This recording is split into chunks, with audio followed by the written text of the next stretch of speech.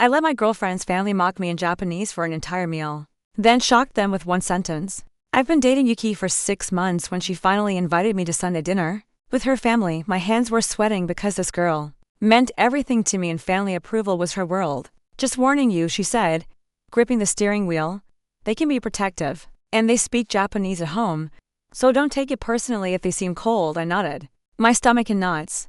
What she didn't know, Japanese was my first language. I'm half Japanese through my mom, but I inherited every single one of my Irish dad's genes. Pale skin, light eyes, the works. People see me and assume white guy, and honestly, sometimes it's been easier to let them. The Tanaka house hit me like a warm hug. Ko's cooking filled the air. Multiple generations chatted everywhere. Yuki's mom greeted me with a polite bow and formal smile. Nice to meet you, she said in careful English. The pleasure is mine, Tanaka-san. That's when I caught it. The second I turned to her dad, I heard he whispered to Yuki's agio. This foreigner won't last long, game on for the next hour. I smiled politely while they served me passive aggression. English to my face, Japanese. When they thought I couldn't understand. And they were brutal, Mugajin, Yuki's grandmother said, passing rice. Look at this foreigner, so pale and weak-out looking. Korean, her uncle muttered. He can't even hold chopsticks properly. No manners. Tommy, enjoying the food? Yuki's cousin asked sweetly, then whispered. He probably doesn't know what he's eating. I gritted my teeth but stayed quiet, be polite. Don't cause a scene, Ko said, refilling my teeth. This person is so rude, doesn't even try to learn our customs, the aunt added. He's probably making fun of Japanese culture. Every comment was a small cut. But I kept my mouth shut. Yuki tried, including me, switching languages. Looking frustrated as conversations kept drifting to rapid Japanese that shut me out. Then her dad talked to Yuki's brother like I was invisible. He said, this is what happens when daughters go to universities. They bring home gaijin who will never understand us. The brother replied, Yuki is truly being stupid, dating someone who doesn't speak our language. How can there be real love without communication? My jaw clenched, Ko added, she's wasting her life on someone who can't even talk to her family. My chest burned. I'd taken insults about my appearance, my manners, my culture. But calling Yuki stupid for loving someone, that crossed every line. Then Yuki's 8-year-old niece came running up, tears streaming, knee scraped. Tommy Oyani. No. Uncle Tommy, it hurts. I fell. There's blood. That's when I decided I was done being polite. I scooped her up and spoke in fluent Japanese. Every conversation stopped. Chopsticks froze midair. I carried her to the kitchen, my voice carrying back as I cleaned her scrape. The silence was deafening. When I returned, 15 pairs of eyes stared at me like I'd risen from the dead. Her father whispered. I looked him straight in the eye. I'm took since I was born. Ko's face went white. Yanoka. Then you heard, Zenbu, everything. I switched to perfect Japanese. I heard how I'm just another weak pale guy with no manners. How I can't use chopsticks. How I'm making fun of your culture. But what hurt most was hearing you call the woman I love stupid for choosing me. Complete silence. My name is Jacob Yamamoto Akiner. My mother is Emoto Maiko from Kyoto. I was raised speaking both languages. Spent summers with my Obakin and yes, I know authentic Japanese culture. Yuki's grandmother stood up, tears streaming. Tommy Kangonasai, I'm so sorry. I stayed quiet to show respect. I continued. Even when you talked about me like furniture. Even when you questioned whether I could truly love Yuki. The little niece tugged my shirt. Tommy Oji-san, tell them about Obakin's garden. I looked around. The table. Then at Yuki, who was staring like she'd never seen me before. Maybe another time, I said softly. I kissed Yuki's forehead. I'm going home. You have family business to handle. 2 days later, her dad called. Jacob-kun, we owe you an apology. Come back this weekend. Ko wants to make her Obakin's katsu. Only if you keep speaking Japanese. I'm dying to tell you about the time my Obakin chased door-to-door salesman with a bamboo broom. That weekend changed everything, but not in some instant magical way. Like people think it would. It wasn't suddenly perfect, it was careful. It was quiet. It was like walking into a room where everyone knew they had done something wrong. But no one wanted to say the wrong thing again. When I arrived the next Sunday, the house felt different, still warm, still full of that same smell of cooking. But there was tension under it, like everyone was measuring their words. Yuki opened the door. Before I even knocked, and for a second she just stared at me, like she was still processing everything that had happened 2 days ago. Then she hugged me, tighter than she ever had before, not saying anything, just holding on, like she was afraid I might disappear if she let go. I could feel her breathing uneven against my chest, and I just rested my chin on her head, letting her have that moment because, honestly, I needed it to. When we walked inside, the entire family was already seated. which was new. Last time it had been chaos, people moving around talking loudly, but now it was quiet, organized, intentional. Her father stood up first, which caught me off guard and bowed properly, not the polite surface level one from before, but a deep formal one. That meant something real. Jacob-kun, he said in Japanese, his voice steady but heavier than before. Thank you for coming back. I bowed back, matching his level of respect, not overdoing it, not underdoing it, just meeting him where he stood. The grandmother followed next, her hands shaking slightly as she reached for mine. Her eyes were still red from crying. I am ashamed, she said softly. We spoke without knowing you, and worse, we spoke without kindness. I shook my head gently, not dismissing her apology, but not letting her drown in it. Either respect is shown in how you treat someone when you think they don't understand, I said quietly, and she nodded like that sentence hit deeper than anything else.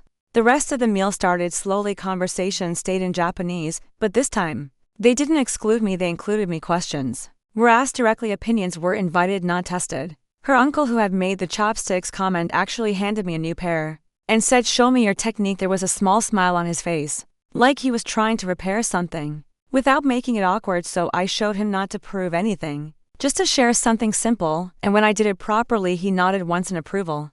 No big reaction, just acknowledgement, which in that moment meant more than any dramatic apology. Yuki sat next to me the entire time, unusually quiet. She kept glancing at me like she was seeing me from a different angle, trying to understand how much of me she had never really known, and honestly I couldn't blame her. I had hidden that part of myself, not out of shame but out of habit. It had always been easier to let people assume than to explain, and now that silence had consequences. Her mother eventually spoke up, placing a dish in front of me, this time announcing it in Japanese first, then repeating in English for the others like she was correcting her own behavior without being told. This is tonkatsu, she said carefully, my mother's recipe. I looked at it, then at her, and nodded respectfully. It smells like Kyoto, I said, and that made her pause completely, like she wasn't expecting that level of recognition. Her expression softened immediately, like something inside her shifted from polite acceptance to genuine connection.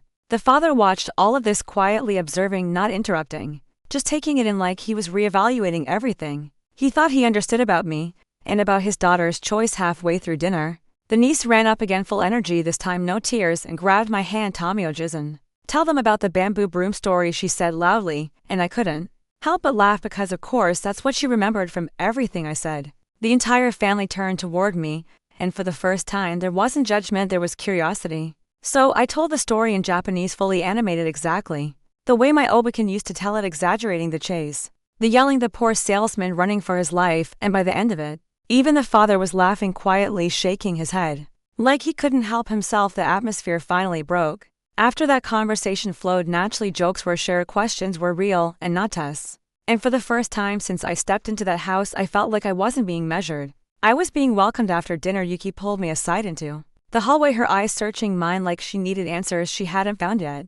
Why didn't you tell me, she asked softly, not accusing, just confused. I thought about it for a second, then answered honestly, because I wanted you to like me for who I am, not for where I come from. And she nodded slowly, like that made sense, but also made her realize something bigger about how much people hide without meaning to. I should have told them, she said quietly. I should have prepared them. I shook my head. No, this wasn't your fault. They showed me who they were, and now they're choosing who they want to be. That's what matters. Her eyes filled slightly, but she smiled this time, a real one, not stressed, not forced, just relieved. When we went back into the room, her father stood again, but this time it wasn't formal. It was something simpler, more human. He said, next time you come, no more English, you are family now, so speak like family. I held his gaze for a moment, then nodded, understood. And just like that, the line that had been between us since the first dinner was gone, not erased but acknowledged, and stepped over together. As we were leaving, the niece ran up one more time, grabbing my sleeve and announcing loudly to everyone like it was the most important thing in the world, Tamio-jisen is staying longer next time, right?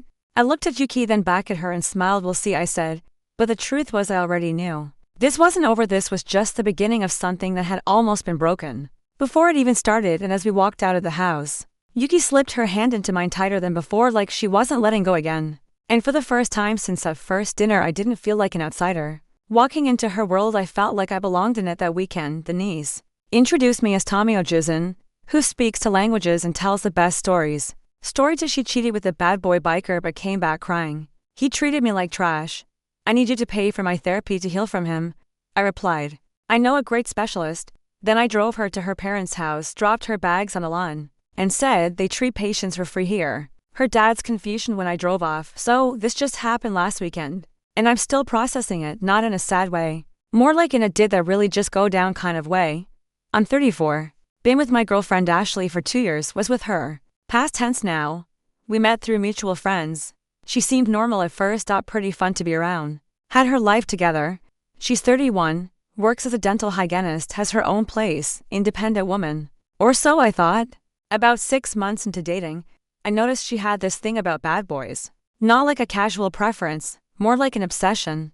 She'd point out guys with motorcycles, tattoos, that whole rebel aesthetic, make comments about how hot they were right in front of me. First time it happened, we were at a bar. Some dude in a leather vest walked by and she literally turned her head to watch him, then looked at me and said I should get a motorcycle. I told her I had no interest in becoming a statistic. She laughed. But I could tell she was disappointed. I'm not that guy. I work in supply chain management. I drive a sensible sedan. I go to the gym regularly. But I'm not covered in ink. I pay my bills on time, don't start fights, treat people with respect. Apparently, that made me boring. I should have ended things right there, looking back. That was a red flag. But I figured everyone has types they're attracted to. Doesn't mean they'll act on it. I told her straight up after that bar incident that if she wanted someone else, she should go find him. Don't waste my time playing games. She said no. She was happy with me. It was just casual comments. I said fine. But I wasn't changing who I was for anyone. Around the 1-year mark, she started getting weird about her phone, tilting the screen away from me, taking calls in the other room, texting constantly with this little smile on her face. I'm not an idiot. I knew something was up. I asked her about it directly. She said it was nothing, just some friends from her cycling group. She'd recently joined this weekend riding club.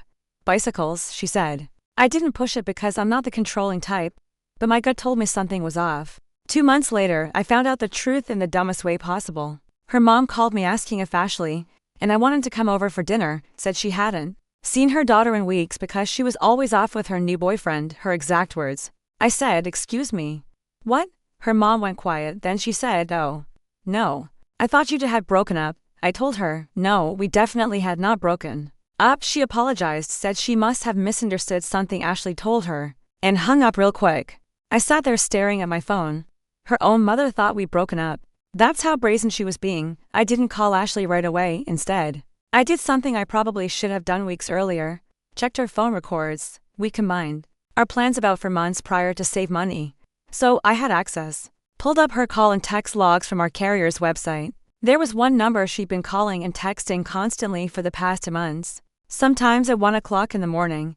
Sometimes multiple times during her workday. I reverse searched the number. Came back to a guy named Zach. His social media was public, covered in tattoos, rode a Harley, had pictures of himself at bars, bike rallies. The works. He was exactly the type she'd been drilling over.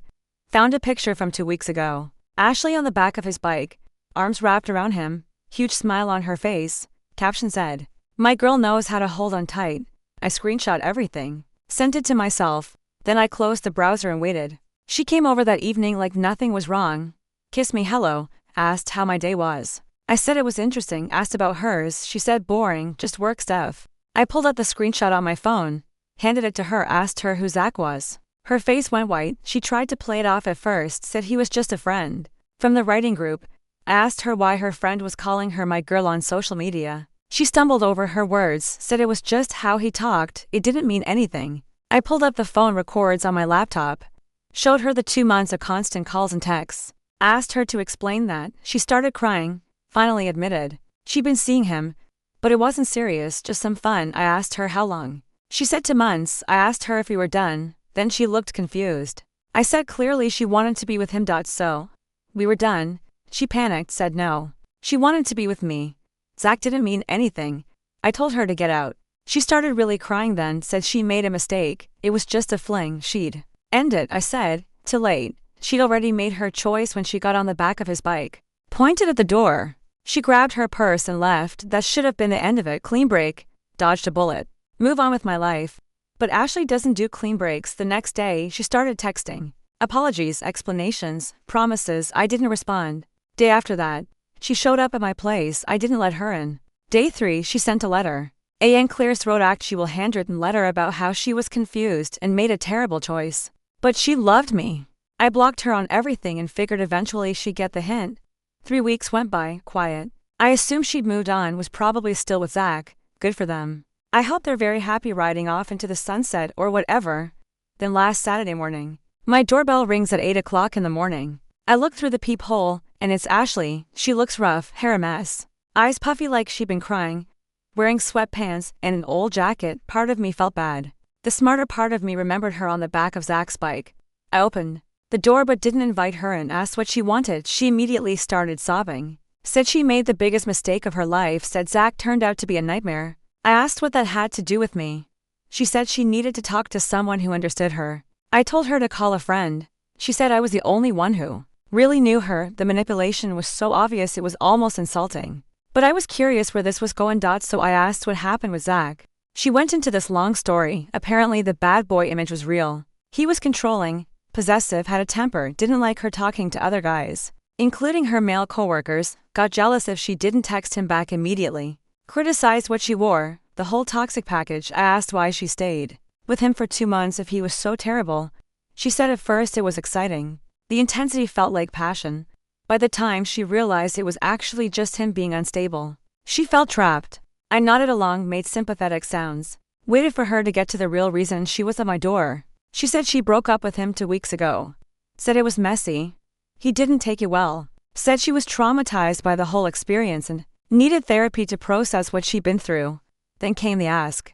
She wanted to know if I would help her pay for therapy. Said her insurance didn't cover enough sessions and she couldn't afford the copays. Said she needed intensive treatment to heal from what Zach put her through. I just stared at her. This woman cheated on me with some dude. Had a terrible time. Because surprise, the guy she picked for his bad boy image had bad boy qualities, and now wanted me to fund her recovery from her own choices. I asked her if she was serious. She said completely serious, said she knew it was a lot to ask, but I was the only stable good man in her life and she needed my help. The audacity was breathtaking. I told her I'd help her. Her face lit up. She started thanking me, saying she knew I'd understand. I held up my hand, said I knew a great specialist who could help her. She asked who. I told her to give me 10 minutes to get dressed. She asked if she should come in. I said, no, wait in your car. She looked hurt, but went back to her car. I went inside, got dressed, grabbed my keys and the 2 garbage bags from my closet. When I came back out, I had the 2 garbage bags with me. I put them in my trunk. She was watching from her car, looking confused. I got in my car and pulled out. She followed. We drove for about 20 minutes. She kept texting me asking where we were going. I didn't respond. Finally pulled up in front of a house, her parents' house. She pulled up behind me looking confused. I got out, went to my trunk, and pulled out the 2 garbage bags, stuff she'd left at my place over 2 years, clothes, toiletries, some books, a hairdryer, random stuff that had accumulated. I walked up to her parents' lawn and dropped the bags right there. She got out of her car freaking out, asked what I was doing. I said I was taking her to see a specialist. Her dad came out looking completely confused. I waved at him. He waved back uncertainly. Ashley was trying to grab the bags, saying this wasn't funny. I looked at her and said, therapy is expensive, but I knew some specialists who treat patients for free. Her parents. Then I got in my car and drove off. In my rearview mirror, I could see her dad walking toward her, Ashley standing there with her mouth open and the bags on the lawn. She tried calling me immediately. I didn't answer. She left voicemails, lots of them. The first ones were angry, calling me immature, saying I humiliated her in front of her parents. The later ones were crying, begging me to talk to her. Her mom called me that evening, said Ashley had told them everything. She apologized for her daughter's behavior, said she was disappointed in how Ashley handled things. Then she said something that surprised me. She said Ashley had always been like this, choosing the wrong guys, making impulsive decisions, then expecting someone else to clean up the mess. She said they loved their daughter, but they'd enabled her too long, said what I did was harsh but probably necessary. Then she thanked me for being good to Ashley while we were together and said she was sorry it ended the way it did. That conversation made me feel better about the whole situation. At least her parents saw through it. Monday comes around and I'm at work. My phone starts blowing up around lunch. Not Ashley this time, Zach. Apparently Ashley had gone back to him, told him I'd humiliated her, made up some story about me being abusive and controlling. Zach decided to be her knight in shining leather and sent me a bunch of threatening messages. Told me to stay away from his girl. Said if I contacted her again, he'd come find me. I screenshot everything and saved it. Then I blocked him, too. Didn't respond, didn't engage, not worth it. That was Monday. By Wednesday, Ashley was texting me from a new number, said she made another mistake going back to Zach. Said he was even worse now, said she really did need help and her parents weren't taking her seriously. I finally responded.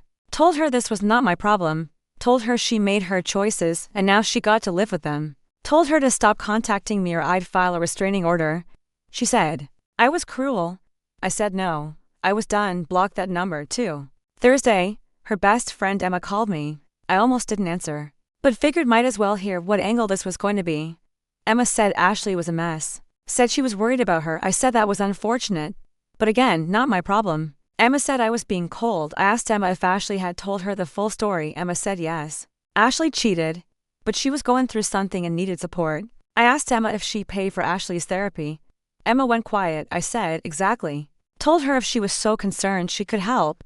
Emma said she couldn't afford it. I said, neither could I, even though we both knew that wasn't true.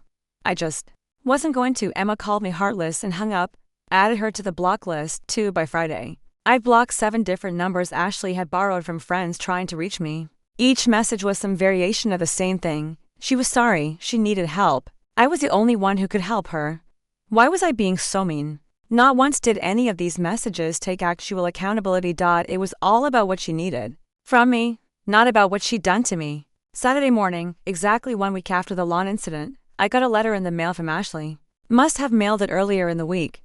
It was 6 pages long, handwritten. Started with apologies, moved into explanations about why she cheated. Something about feeling unfulfilled, wanting excitement, not knowing what she had until it was gone. The usual. Then it got into the Zach situation. She went into detail about how controlling he'd been, how he'd isolated her from friends, how he'd made her feel worthless, how she finally got the courage to leave. The last 2 pages were asking me to reconsider helping her. Said she understood if I didn't want to be with her romantically, but she thought we were friends. Said friends help friends. Said the cost of therapy was only about $1 to $100 for the session she needed. Said she'd pay me back eventually, $1,000 to $100.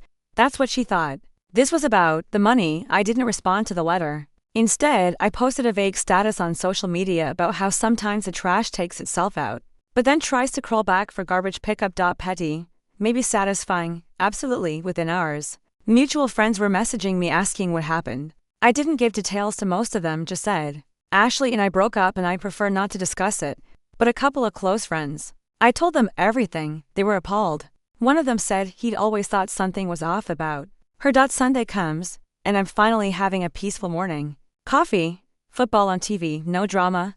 Then my doorbell rings again. I swear if it was Ashley. I was calling the cops. It wasn't Ashley. It was Zach. He's standing there in his leather vest, arms crossed, trying to look intimidating. I'm not a small guy. I'm 6'1", about 100 pounds, most of it from lifting. This dude was maybe 5'9" on a good day, but he had the attitude of someone much bigger. He said we needed to talk about Ashley. I said, no, we didn't. He said I'd been harassing her. I laughed, told him to check his facts. I'd been ignoring her. He said that was harassment, making her feel rejected. The mental gymnastics were impressive. I told him to leave my property. He said he wasn't going anywhere until I promised to leave Ashley alone. I pulled out my phone and started recording. Told him he was trespassing and I was giving him one chance to leave before I called the police. He noticed the camera and backed off a bit, started saying I better not post that anywhere. I said I'd do whatever I wanted with video taken on my property. He called me a few choice names and left. I sent the video to myself and saved it in multiple places. Then I filed a police report online about the trespassing, gave them the video. They said they'd follow up. That evening, Ashley called me from yet another number. I was getting really tired of this. She was crying hysterically.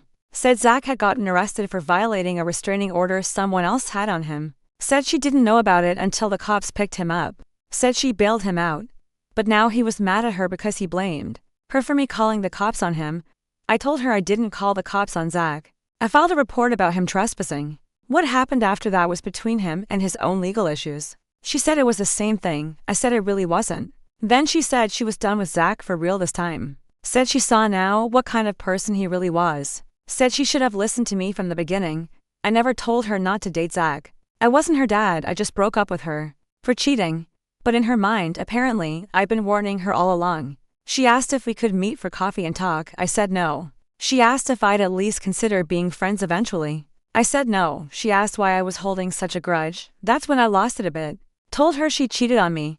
expected me to fund her therapy for the consequences of her own choices, sent her unstable boyfriend to my house and had spent 2 weeks harassing me through burner numbers and friends. Told her there was no universe where we'd be friends. She went quiet. Then she said I'd changed. Said I used to be kind. I told her I still was kind, just not to people who treat me like garbage. Then I hung up and blocked that number. Monday morning, I get an email from her. The subject line said, "Please read against my better judgment." I opened it. It was short. Said she finally understood she messed up. Said she wasn't going to contact me anymore. Said she hoped one day I'd forgive her. Said she was checking herself into a therapy program and her parents were helping her pay for it. That was 4 days ago. Haven't heard from her since. No calls, no texts, no letters. Either she's actually respecting my boundaries now or she's plotting something else.